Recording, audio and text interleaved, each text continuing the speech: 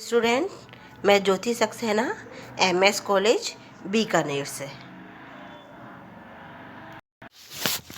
Student, हम voluntary organisation स्वेच्छा संगठनों की जो प्रॉब्लम या ड्रॉबैक है उनको डिस्कस कर रहे थे। उसमें हम बात कर रहे थे इसकी जो समस्याएं हैं वो है कमज़ोर वित्तीय स्थिति, योग्य कर्मचारियों का अभाव है, जनता के सहयोग की कमी है, समाज कटकों का शिकार होना पड़ता है। नेक्स्ट है इसमें दिखावा संस्कृति का इसमें जन्म हो रहा है। बहुत से स्वेच्छा संगठन अपने उद्देश्यों की ओर ध्यान नहीं देते बल्कि तड़क भड़क के प्रदर्शन करते हैं। राजनीतिक लोग, धनी लोग और कई बार तो अपराधी तक की वो बड़ाइयाँ करते रहते हैं। कार्यालय में ये सुंदर सुंदर पोस्टर चिकने फोल्डर लगा देते हैं ताकि अनुदान देने वाले इनसे प्रभावित हो जाए और इन्हें ज़्यादा से ज़्यादा अनुदान मिले। कई बार तो ये प्रूफ भी मिलते हैं कि स्वेच्छा संगठन अनुदान करने वाले कर्मचारियों में मिली भगत होती है इनकी, और इसका परिणाम ये होता है कि जो वास्तविक रूप में काम कर रहे हैं संगठन, उनको कई बार इसमें हानि उठानी पड़ती है। स्वेच्छा संगठनों की एक और समस्या ये है कि ये स्वार्थ पूर्ति के माध्यम बन गए हैं। किसी भी धर्म, संप्रदाय, जाति का प्रचार इसके माध्यम से किया जाने लगा है। बहुत सारी विदेशी शक्तियां इन स्वेच्छा संगठनों के माध्यम से भारत में प्रवेश कर गई हैं। कई बार ये धार्मिक आडंबरों को ये बढ़ावा देते हैं। कई बार ये तांत्रिक आचार्यों के वशीकरण के जाल में बुद्धिजीवी वर्ग को फंसा लेते हैं। स्वेच्छा संगठन सरकारी धन के लूट के माध्यम बन गए हैं। जयपुर की एक स्वैच्छिक संस्था थी बाल रश्मि। इसमें जो भी करप्शन फैला हुआ था, जब वो सोसाइटी के सामने आया तो समाज हमारा बिल्कुल आश्चर्यचकित रह गया कि क्या एक संगठन में इस तरह के काम भी हो सकते हैं। स्वेच्छा संगठनों की सबसे बड़ी समस्या है जवाबदेहिता का अभाव। सरकारी तंत्र की कमियां गिनाकर सरकार से धन प्राप्त करने वाले ये संगठन व्यवहार में सारे धन का अपने हितों के लिए प्रयोग करते हैं। इन संगठनों की एक महत्वपूर्ण समस्या ये होती है कि इनमें कोई प्रभावी नेतृत्व या कोई व्यक्ति नहीं होता जो संगठन के कार्यों के बारे में जवाब दे पाए। अधिकतर संगठन अपनी आम सभा की वार्षिक बैठक ना तो बुलाना पसंद करते ही है, ना ही लेखाकार से अंकेक्षण काम करवाते हैं। बहुत से राजनेता, नौकरशाह और कुछ व्यापारियों के लिए संगठन लाभ कमाने का माध्यम बन गए हैं। इसलिए केंद्रीय समाज कल्याण बोर्ड ने 5 से 10 हज़ार संगठनों को ब्लैक लिस्ट में भी डाला है। लेकिन इतनी समस्या होने के बाद भी स्वेच्छा संगठनों जो विकास काम में लगे हुए हैं, ये 2 प्रकार के हो गए हैं। वो संगठन जो कम साधनों से युक्त हैं, यानी उनके पास साधन नहीं है, लेकिन इसके बावजूद भी वह प्रतिबद्ध भावना के बाद भी कार्य निष्पादित करने में प्रभावी नहीं बन पाए हैं। लेकिन वो और साथ में एक वो संगठन भी होते हैं जो शक्तिशाली संस्था के रूप में आए हैं, लेकिन उनकी आड़ में राष्ट्रीय विरोधी कार्य हो रहा है।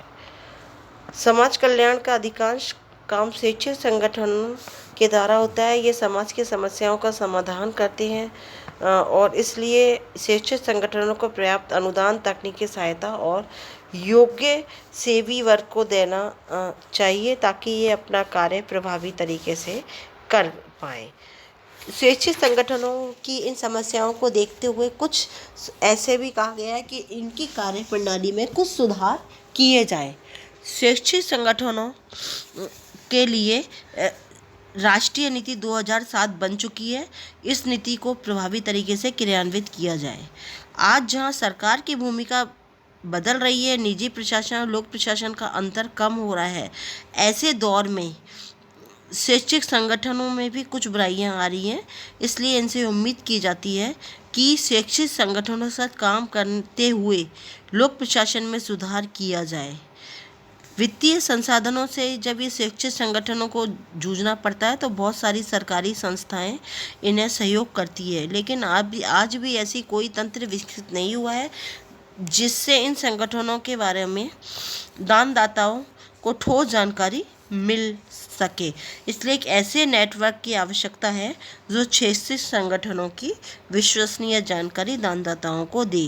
2006 से केंद्रीय समाज कल्याण बोर्ड द्वारा शैक्षिक संगठनों को ABC गेट प्रणाली प्रारंभ की गई है तथा जो संगठन बोगस है उन्हें ब्लैकलिस्ट में डाला जा रहा है।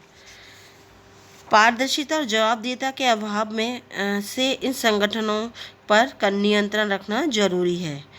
जवाबदेहिता की एक ऐसी विधि विकसित की जाए जिसमें पारदर्शिता और नैतिकता का समावेश हो।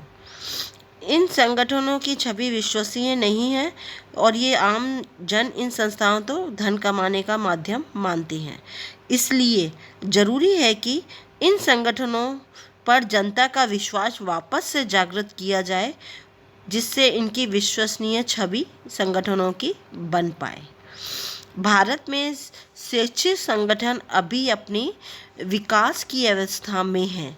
सामाजिक कार्य को एक पेशे के रूप में अपनाने तथा कैरियर डेवलपमेंट के लिए निश्चित होने के लिए जरूरी है कि सामाजिक प्रशासन से संबंधित एक संवर्ग तैयार किया जाए। इस संवर्ग के निर्माण हेतु सरकारी और गैर सरकारी दोनों स्तर पर भी प्रयास किए जाए।